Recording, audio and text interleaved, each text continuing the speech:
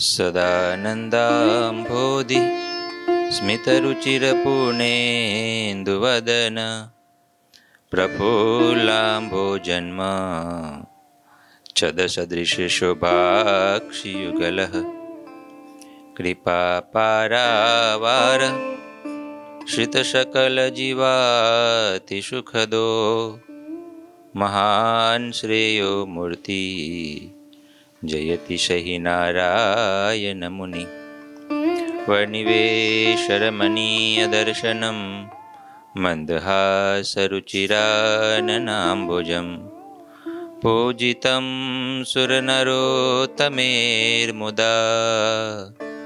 ધર્મનંદનમહં વિચિંતયે. ઓમ અવતારિને શ્રી સ્વામિનારાયણાય નમો નમઃ. શ્રી હરિકૃષ્ણાય ગણેશામાય નીલકંઠાય ચ નમો નમઃ. ઓમ શ્રી ગુરુચરણકમલેભ્યો નમો નમઃ. બોલો સ્વામિનારાયણ ભગવાનની, શ્રી ઠાકોરજી મહારાજની જય, શ્રી હરિકૃષ્ણ મહારાજની જય, શ્રી ઘનશ્યામ મહારાજ, શ્રી સદગુરુદેવની જય, શ્રી પાંચસો પરમહંસ કી જય. બધા મુક્તોને ખૂબ ભાવથી જય સ્વામિનારાયણ, જય સ્વામિનારાયણ.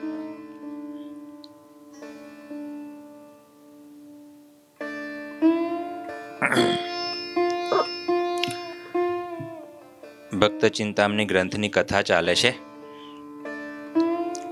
પ્રકરણ 160 ચાલતું હતું. શું કથા ચાલતી હતી અમિત ભગત?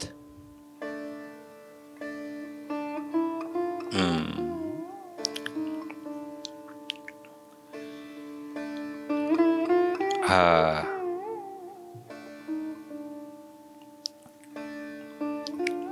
પ્રકરણ 160 કડી નંબર 46 થી આ કથા ચાલુ થાય છે. શ્રીજી મહારાજ હવે પોતાના ધામમાં જવાની તૈયારી કરે છે. અક્ષર ઓરડીમાં શ્રીજી મહારાજે બધા સંતોને બોલાવ્યા, હરિભક્તોને બોલાવ્યા, ભાઈઓ જેટલા કંઈ ગઢપુરમાં હાજર હતા એ બધાને બોલાયા છે. અને પછી બોલાવીને મહારાજ પોતાના હૃદયનો અભિપ્રાય, પોતાને જે કહેવાની વાત છે એ કહે છે. શ્રીજી મહારાજે વાત ચાલુ કરી કે હવે મારે જે અવતાર કાર્ય હતું એ બધું કામ પૂરું કરી લીધું છે ને હવે હું જવાનો છું. જેવું શ્રીજી મહારાજે એવી વાત કરી કે હું હવે જવાનો છું એટલે બધા જ સંતો હરિભક્તો બધાય રડવા લાગ્યા. ધીરજ કોઈને રહી નહીં. આંખમાંથી આંસુડા પડવા લાગ્યા, આંખમાંથી રુધિર વહેવા લાગ્યા. હા, અરે મૂર્છા પડીને કેટલાક તો ઢળી પડ્યા અને મહારાજને વિનંતી કરવા લાગ્યા કે મહારાજ તમે અમને છોડીને જશો નહીં. મહારાજ અમારા કયા જન્મના પાપ ઉદય થયા છે તે જેને કહીને તમે અમારાથી દૂર થવાના છો, અમને છોડીને જવાના છો. આવી બધી વિનવણીઓ, આ બધી વાતો સંતો મહારાજને કહેવા લાગ્યા. બધાના હૈયે બહુ દુઃખ હતું, શોક હતો અને કોઈથી પણ આ વાત સહન થાય એમ હતું નહીં. અને કોઈ પણ રીતે આ બાબતે માનવા તૈયાર જ નહોતા. એટલે મહારાજને થયું કે મારે જવું તો છે જ. હવે મહારાજે પણ નક્કી જ કરી લીધું હતું. ઘણી વખત મહારાજ જવાનું નક્કી કરતા હતા કે હવે જતું રહેવું છે, પણ સંતો ભક્તોનો ભાવ પ્રેમ તેના કારણે મહારાજ રહી જતા હતા. પણ આ વખતે તો મહારાજની ઉંમર 49 વર્ષ થઈ ચૂકી છે અને મહારાજે બહુ કઠણ હૃદય કરી લીધું છે કે કોઈની વાત માનવી, હવે તો જતું રહેવું છે, હવે રહેવું નથી. હા, આપણા સંતોએ લખ્યું ને, દયા છોડીને ચાલ્યા દયાળ. કોઈના પર દયા નહીં, કોઈના પર કરુણા નહીં. બસ હવે ક્રૂર થયા, કઠોર થયા. કરવાના કામ બધા થઈ ગયા, હવે ચાલો. અને પછી સંતો ભક્તોને ધીરજ રહી નહીં રડવાનું બંધ ના થયું એટલે મહારાજને થયું કે ભાઈ આ લોકો રડવાનું બંધ કરશે નહીં, એટલે લાવો એમને ધીરજ આપવું. પોતાની શક્તિએ કહીને બધાના હૈયા ભગવાને કઠોર બનાયા, જેથી કરીને ધીરજ ધારી શકે. અને પછી બધાને કંઈક થોડી ધીરજ આવી પછી મહારાજે વાત કરવાની ચાલુ કરી.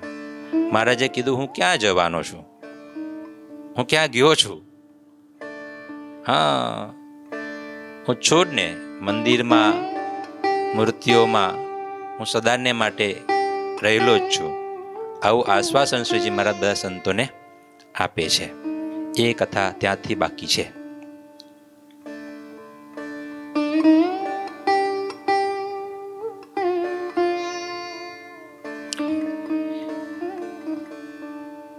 બીજા મંદિર મૂર્તિ મારે રે, તેમાં રહીશ હું સર્વે પ્રકારે રે. તેહ મૂર્તિને મુજ માઈ રે, તમે ભેદ જાનશો મકાઈ રે. એમ જાનીને સેવા કરજો રે, પૂજા કરીને થાળ ધરજો રે.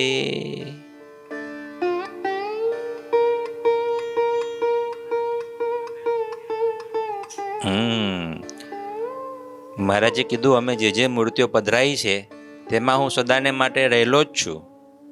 એટલે તમે કોઈ એવું ના માનશો કે હું જતો રહું છું કે જવાનો છું. હા, તમે જેમ મારી સેવા કરતા હતા, મને જમાડતા હતા, મને પોઢાડતા હતા, મને ઉઠાડતા હતા, તેમ મારા ધામોમાં મૂર્તિઓ જે મેં પધરાઈ છે એ મૂર્તિઓની પણ એમ જ સેવા કરજો, પૂજા કરજો, ટાઈમે ટાઈમે થાળ ધરજો, એને લાલ લડાવજો. હું એમાં રહીને બધા તમારા ભક્તિભાવ સ્વીકારીશ.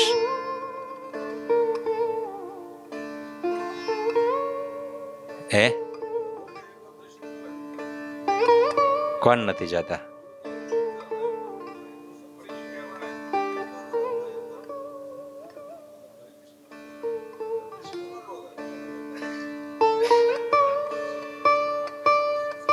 હા,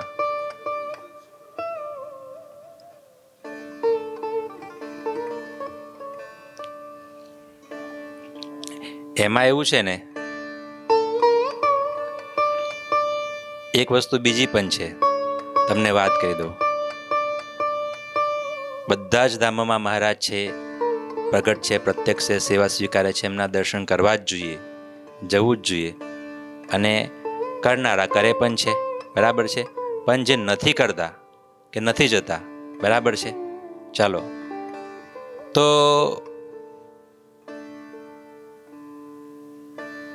બધાનું આપણે લીધું તો છે નહીં, બરાબર છે ને.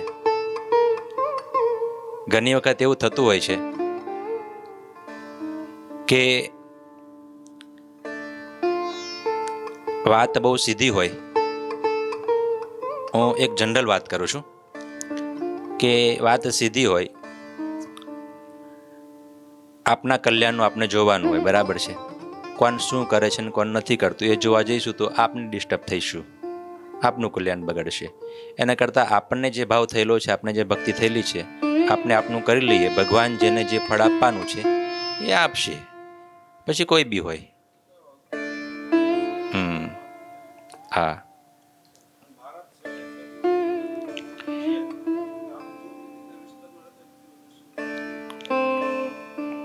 જવું જોઈએ, નિયમ એવો છે. હા, ના, હા, ઈચ્છા છે. અને હા, એ તો સત્સંગી હોય તો બી ભલે કોઈ બી હોય. હા, બધા છે, બધા છે. અરે ઘર મંદિરમાં ભગવાન છે, જે મંદિરમાં જાઓ ત્યાં ભગવાન છે જ, આપણી પૂજામાંય ભગવાન છે જ. એટલે એમાં કંઈ, હા, આસ્થા, જેને જ્યાં જ્યાં આસ્થા થઈ હોય ત્યાં જતા હોય, કરતા હોય.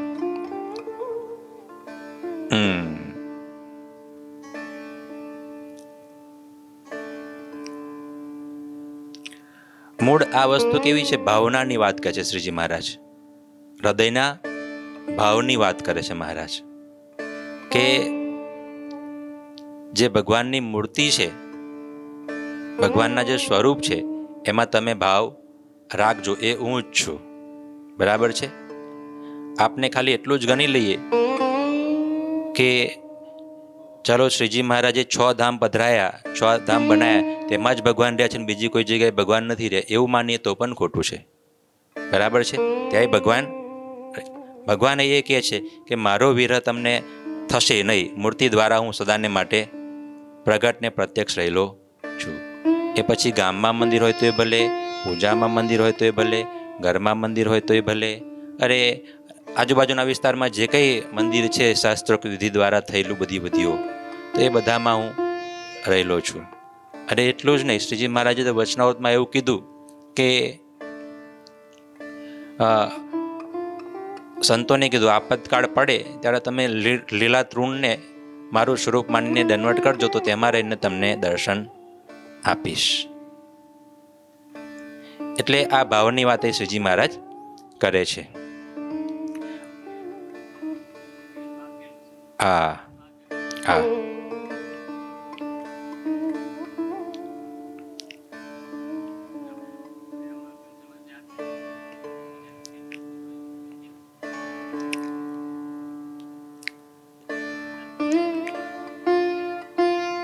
આ તો ખ્યાલ છે ને.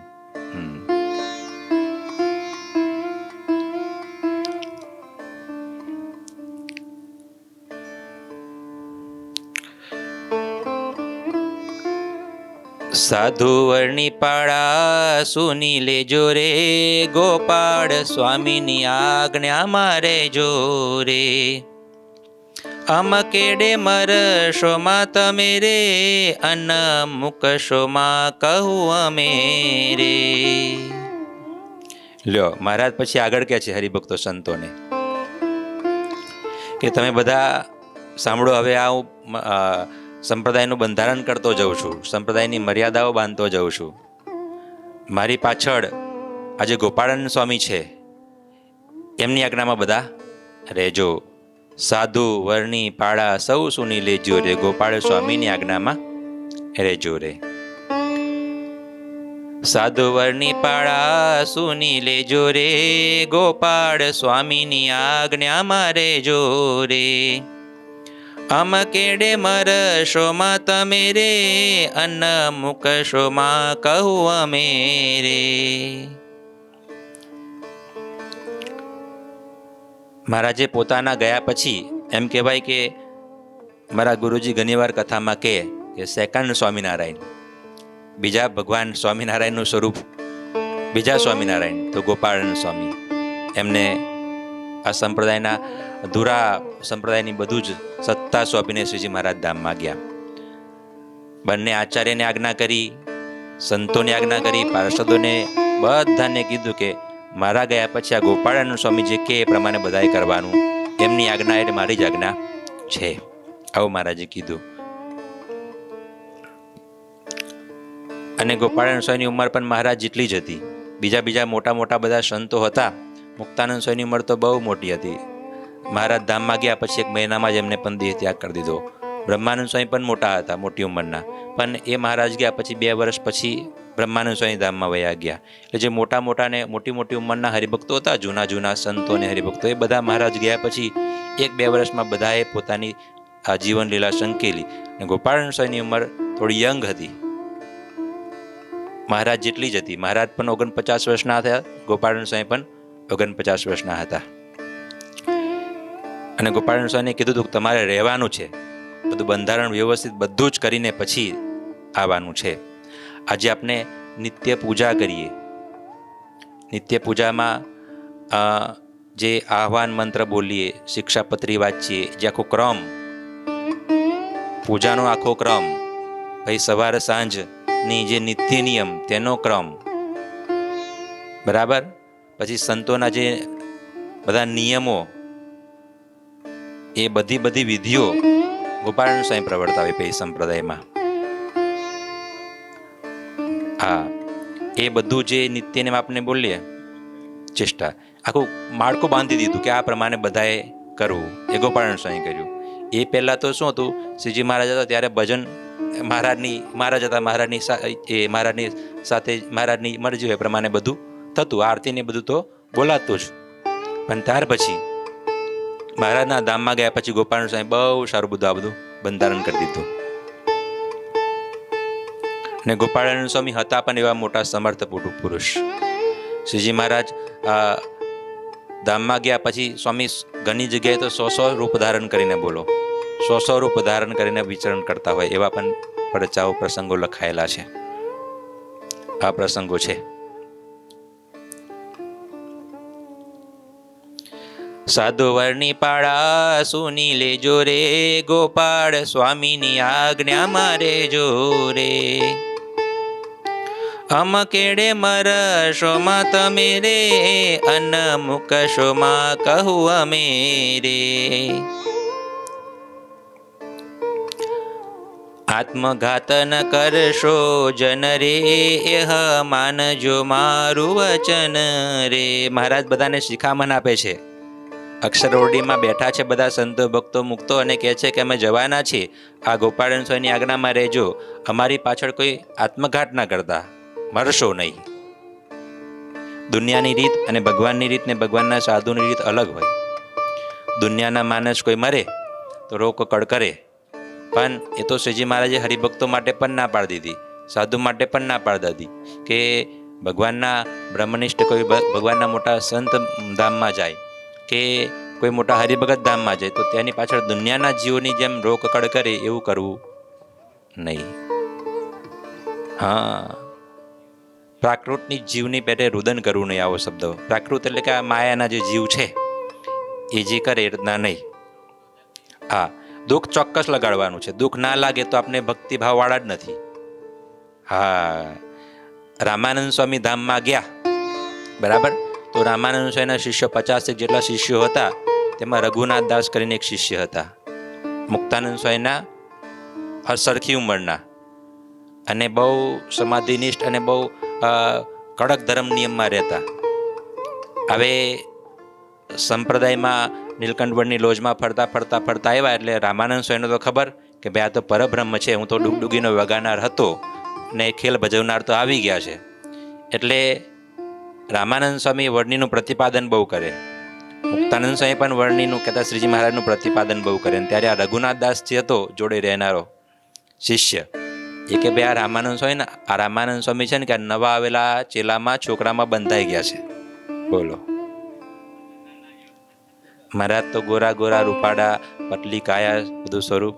કેટલી દુર્બુદ્ધિ થાય છે માણસને, જ્યારે પતન આવે ત્યારે કેટલી દુર્બુદ્ધિ થાય છે.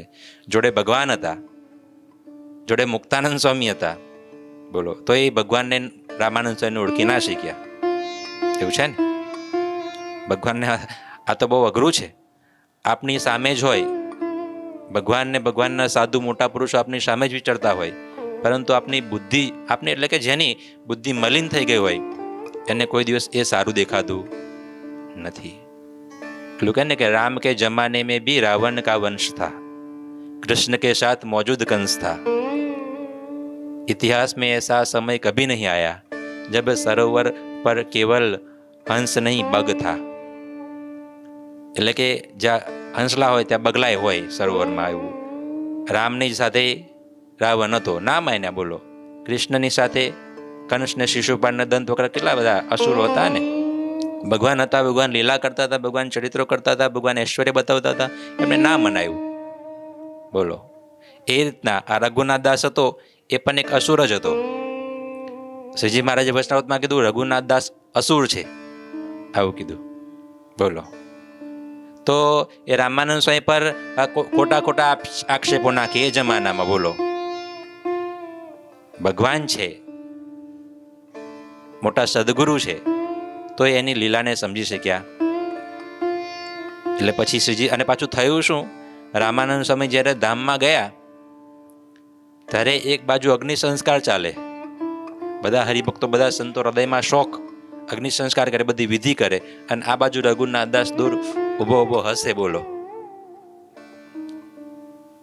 કેટલી એની બુદ્ધિ મલિન થઈ હશે કે પોતાના ગુરુ છે, બ્રહ્મનિષ્ઠ ગુરુ છે, ઉદ્ધવ અવતાર છે, ભગવાન સાથે છે, અને તોય પેલો માણસ દૂર ઉભો હસે છે. બોલો, એટલે મહારાજે કીધું કે રઘુનાથ દાસ અસુર છે. બોલો, એટલે દુઃખ ચોક્કસ થવું જોઈએ. દુઃખ ના થાય ભગવાનના સાધુ, અરે ભગવાનના ભક્તો આપનેથી દૂર થતા હોય કે દૂર થઈ ગયા હોય, જેના હૃદયમાં દુઃખ નથી થતું, એના હૃદયમાં તો ભગવાન છે જ ક્યાં? જે છડે છોક શું કહેવાય, ભગવાનના સાધુ, ભગવાનના હરિભક્તોનું ઘસાતું બોલે છે, નિંદા કરે છે, દ્રોહ કરે છે, જેને કંઈ પરવા નથી, એ સત્સંગ નથી. સત્સંગ તો શું છે? અરે સત્સંગની ક્યાં વાત કરો છો? વૈષ્ણવ જન તો તેને કહીએ રે, જે પીડ પરાઈ જાને રે. નરસિંહ મહેતાએ લખ્યું ને, વૈષ્ણવ જન તો તેને રે કહીએ, જે પીડ પરાઈ જાને રે. વૈષ્ણવ જન તો તેને રે કહીએ. કોઈ બીજા અજાણ્યા વ્યક્તિને પણ દુઃખ થતું હોય ને, જેના હૃદયમાં દુઃખ ના થાય ને, તો તેને ભગત ના કહેવાય. ભગત હોય ને તો ગમે તેવો હોય, વૈષ્ણવજન કહેતા ભગવાનનો ભગત તો તે છે, આસ્તિક એ છે કે ગમે તે કોઈ હોય દુઃખિયારો, તેને દુઃખ થતું હોય તો પોતાના હૃદયમાં દુઃખ થાય. અને જ્યારે ભગવાનનો ભગત હોય, ભગવાનનો સાધુ હોય, હરિભગત હોય, તેને તો એકબીજાને દુઃખ થતું હોય, એકબીજાને કંઈ પીડા થતી હોય, ત્યારે તો મદદે પહોંચવાનું છે. આત્મબુદ્ધિ, આત્મીયતા, એ તો સત્સંગ છે. સુહૃદપણું એ જ સત્સંગ ને. એકબીજા પ્રત્યે લગાવ, એકબીજા જ્યારે જેનું હૃદય લુખ્ખું ને સૂખું થઈ ગયું છે, કોઈ સાથે કોઈની પડી નથી ને પરવા નથી, તો ભાઈ એ સત્સંગની રીત નથી. એ આ શ્રીજી મહારાજ ધામમાં જવાના છે. મહારાજ બધાને કહે છે કે ભાઈ મારી પાછળ કોઈ તમે રડશો નહીં, અને દુનિયાના પ્રાકૃત જીવની પેટે રુદન ના કરતા. પણ એનો મતલબ એ નહોતો કે હરિભક્તો રડ્યા નહોતા, દુઃખી નહોતા થયા. દુઃખ તો બહુ થયું હતું, રડ્યા હતા. એટલે એ જ આપણને બતાવે છે કે ભગવાનમાં હેત પ્રીત હોય તે આ પ્રકારનું હોય. આગળ મહારાજ કહે છે, આત્મઘાત ન કરશો જન રે, માનજો મારું વચન રે. મારા વચન નો કરશો થાપ રે, મારે તમારે તો નહીં મેળાપ રે. બીજી વસ્તુ, આ બધું એટલે માટે કહેવું પડે છે કેમ કે આ બધા માછલી જેવા જ ભક્તો હતા, ભગવાન વિના રહી શકે એવા નહોતા. હા, માછલી પાણી વિના રહી ના શકે, એમ ભગવાન વિના રહી શકે એવા નહોતા. અને ભગવાનને ખબર હતી કે મારી પાછળ કોઈ આ રહેશે નહીં, એટલે મહારાજે બહુ ટકોર દઈને કીધું, મારી પાછળ તમારે બધાએ રહેવાનું છે, કોઈ આવવાનું નથી. મહારાજે કીધું, શીખના વચન મહારાજે કીધા ને. મહારાજ કહે છે આત્મહત્યા ના કરતા. આત્મહત્યા મોટું પાપ છે. ભગવાનના વિરહના કારણે પણ આત્મહત્યા નહીં કરવી, કે ગમે એટલું મોટું દુઃખ આવી જાય, ગમે એટલું મોટું દુઃખ આવી જાય, એ રસ્તો છે આત્મહત્યાનો. એ રસ્તો છે જ નહીં. કોઈ એમ માને કે ભાઈ આ જિંદગી બહુ દુઃખ ભરેલી છે અને ટૂંકાવી દઈએ, તો કે ટૂંકતી નથી. કોઈના 25-30 વર્ષ થયા હોય ને પછી કે હવે જિંદગી ટૂંકાવી દઈએ, તો નવો જન્મ થાય ને ત્યારે જે બાકી છે તો બધું ભોગવવાનું રહે જ છે, એ તો પહેલેથી ચાલુ થાય. પછી એને કરતાં અડધી બાજી વહી ગઈ, થોડું ઘણું બાકી છે, ચાલો ભગવાનની કૃપા થશે તો એ પૂરું થઈ જશે. પણ હસતા રહ્યો, આનંદ રહ્યો, મજા કરો, ભજન ભક્તિ કરો. હમણાં તો સુરતમાં ઘણા બધા દાખલા બને છે, સીધી તાપીમાં છલાંગ મારે છે. મંદી છે ને ભાઈ, થોડુંક કંઈ તકલીફ પડે, થોડુંક બી ટેન્શન, ચાલો તાપીમાં આ પુલ ને બધા બહુ આમાં સહાય કરે, નદી ને બધું, સીધા છલાંગ મારે. મળી દીધા. હા, આત્મહત્યા તો પાપ છે મોટું.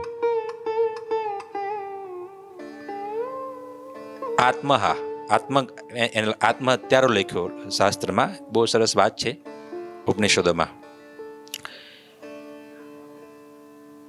આત્મહત્યા કરતા છે ને, ઘણા લોકો આત્મહત્યા કરે, પણ કોઈ સાધુનો કોઈ કેનો સંગ હોય, ચાલો કોઈ માર્ગ નથી તમારી પાસે, બરાબર, કઈ માર્ગ નથી, તો આત્મહત્યા કરવી એના કરતાં કોઈ સારા ટ્રસ્ટો હોય, કોઈ સારી સંસ્થાઓ હોય, મંદિરો હોય, એમાં તમે શાંતિથી રહીને ભજન ભક્તિ જીવન કાઢો.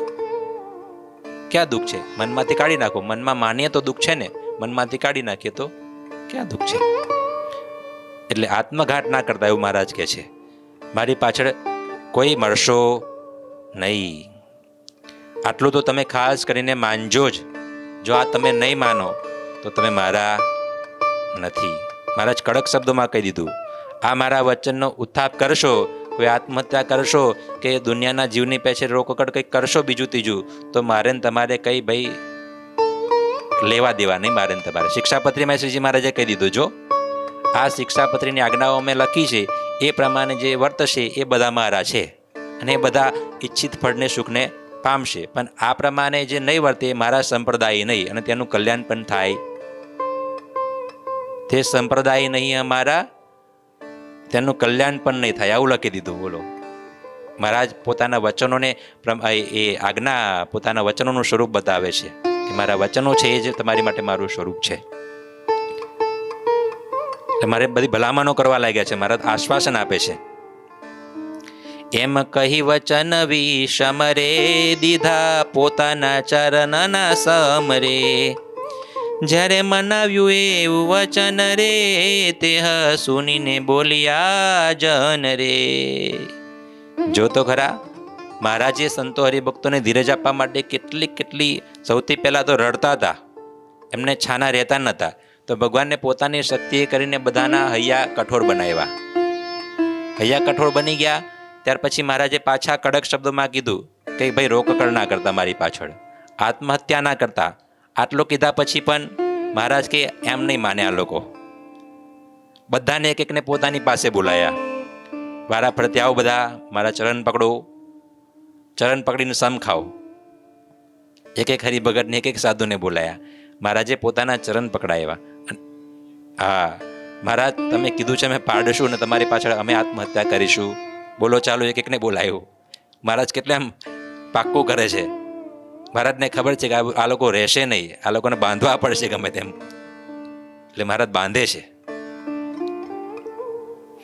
એમ કહી વચન વિષમરે દીધા પોતાના ચરણના સમરે, જ્યારે મનાવ્યું એવું વચન રે તે સુનીને બોલ્યા જન રે. જ્યારે આટલું બધું કર્યું, કઠણ વચનો કીધા, સમ ખવડાયા, કેટલું કર્યું, ત્યાર પછી બધા હરિભક્તો બધા સંતો મહારાજને કહેવા લાગ્યા. શું કહે છે?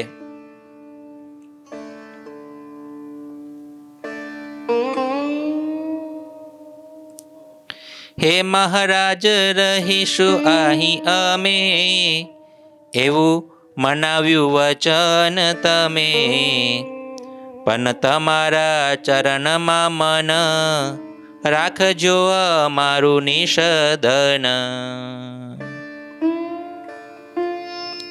હવે હરિભક્તોને સંતો બધા મહારાજને કહેવા લાગ્યા, મહારાજ તમે કીધું છે બધી આજ્ઞાઓનું પાલન અમે કરીશું,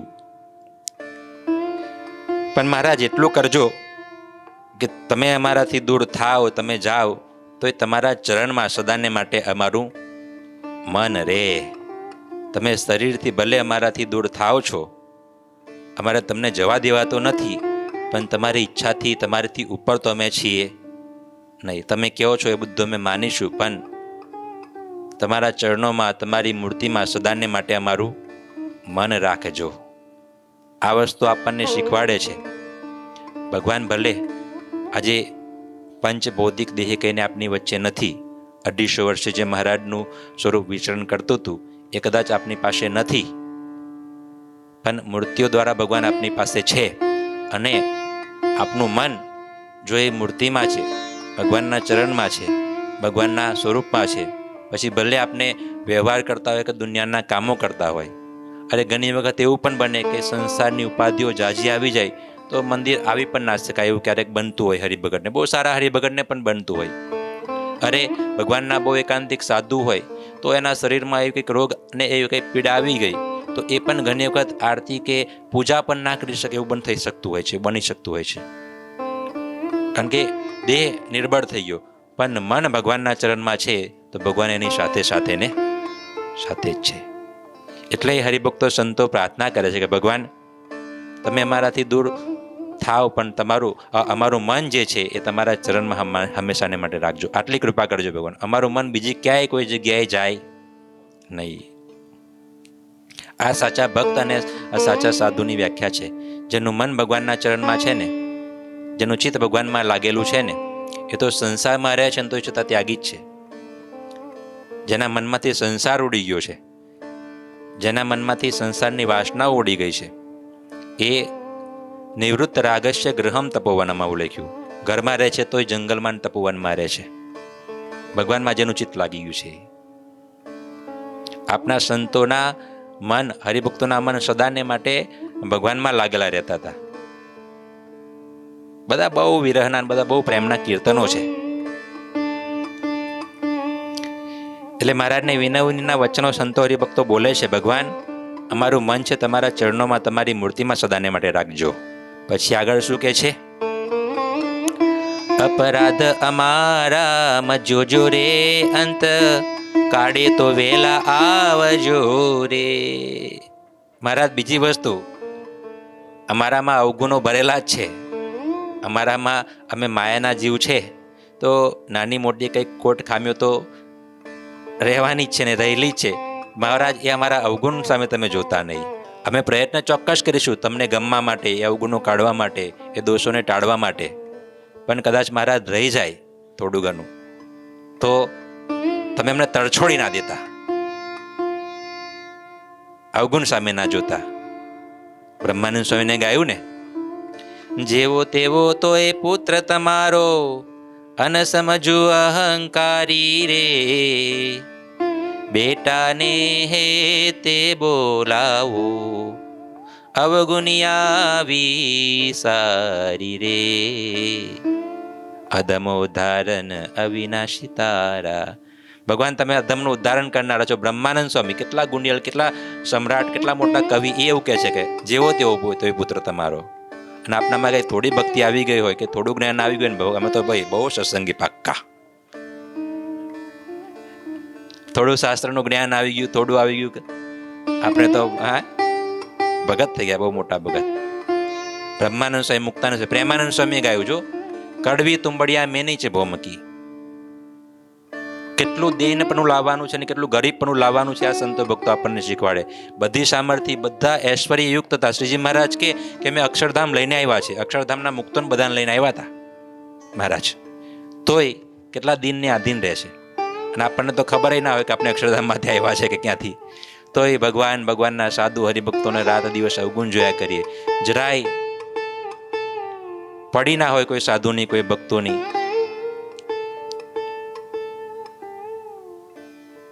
એટલે સદાને માટે ભગવાનને દિનાધીન રહેવું, અપરાધ ન થઈ જાય એની માટે પ્રાર્થના, વિનંતી કર્યા કરવાની. આ બધા સંતો હરિભક્તો કહે છે, મહારાજ અમારા અપરાધ જોતા નહીં, અમે અવગુણોથી ભરેલા છીએ, પણ તમારા છીએ, બસ છોડતા નહીં, લેવા આવજો. બીજું વસ્તુ, અંત કાઢે તો વહેલા આવજો રે. અને જ્યારે અમારો અંતકાળ આવે ને ભગવાન, ત્યારે વહેલા આવજો ભગવાન લેવા માટે. સુરા ખાચરે તો કહી દીધું કે મહારાજ અમારો અંતકાળ આવે ને તો સિદ્ધિ બિદ્ધિ બતાવતા જ નહીં કે. હા, મહારાજ કે અમારા પાક્કા હરિભક્તો હોય તેને ધામમાં લઈ જઈને પછી કે વચ્ચે સિદ્ધિઓ બતાવીએ. સિદ્ધિઓ બતાવીએ એટલે કે એથી પ્લેન ઉપડે તો વચ્ચે સ્વર્ગમાં જાય.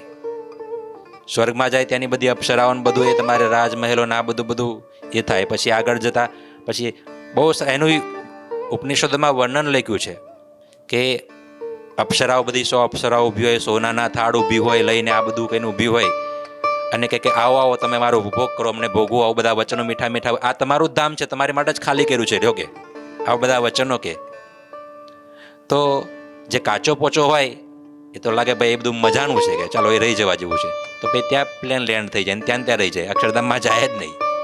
હા, પૂરું થઈ ગયું. ત્યાં લોભાઈ ગયા ને, મોહાઈ ગયા ને.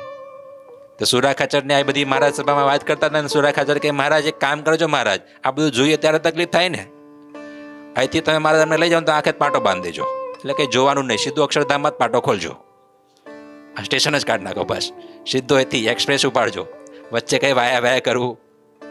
એટલે આપણે પણ ભગવાનને એવી જ પ્રાર્થના કરવાની, ભગવાન કઈ વાયા કરતા, કોઈ જગ્યાએ અમે લોભાઈ જેવું હોય ને તો તે અમને બતાવતા જ નહીં, સીધા તમારા ધામમાં, અમારે રહેવું જ નથી આ લોકમાં, એવું છે. એટલે અંધકાળે વહેલા પ્રભુ અને આજ આવે છે ભગવાન, આજે પણ આવે છે. મહારાજે કીધું ને, અંતકાળે મારા જનને જરૂર મારે આવું, બિરુદ મારું એના બદલે સર્વે જનને જણાવું. મારું આ વચન છે, મારી આ તમારે ટેક છે. મારા ભગત હશે જે મારી આજ્ઞા પાડતો હશે, જે મારા કયા પ્રમાણે રહેતો હશે, એ બધાનું લેવા માટે આવીશ ને. ભગવાનનું વચન ક્યારે ઉત્થાપ થાય? આ દુનિયાના એક મોદી સાહેબ જો ને, દેશના વડાપ્રધાનો આટલી બધી તકલીફો વચ્ચે કીધું કે રામ મંદિર બાંધીશ, એનું મંદિર બાંધતા હોય એનું વચન પાડતા હોય તો પરબ્રહ્મ ભગવાન છે એનું વચન કેમ એ છોડે? ના છોડે ને, ના છોડે. મોટા મોટા માણસો, મોટા મોટા સંતો વચન આપી દે ને એ ફરતા નથી, તો ભગવાનને વચન આપી દીધું છે એ કેમ ફરે? આજે પણ કેટલા એવા હરિભક્તો છે, સંતો છે જે કહીને જાય છે કે આ મહારાજ લેવાય એના અમે ચાલ્યા, લ્યો જય સ્વામિનારાયણ, આમ મહારાજ કહે છે. અહીંયા આગળ પણ સંતો મહારાજની વિનંતી કરે છે કે મહારાજ તમે જાઓ છો પણ અમારું આટલું તમે માનજો, આટલી વિનંતી છે. વિનંતીના વચનો બધા હરિભક્તો સંતો મહારાજને કરે છે. એ કથા આપણે આગળ લઈશું. બોલો સ્વામિનારાયણ ભગવાનની જય. શ્રીપતિમ શ્રીધરમ સર્વદેવેશ્વરમ ભક્તિધર્માત્મજમ વાસુદેવમ હરિ માધવમ કેશવમ કામદમ કારણમ સ્વામિનારાયણમ નીલકંઠમ ભજે. ઠાકોરજી મહારાજ.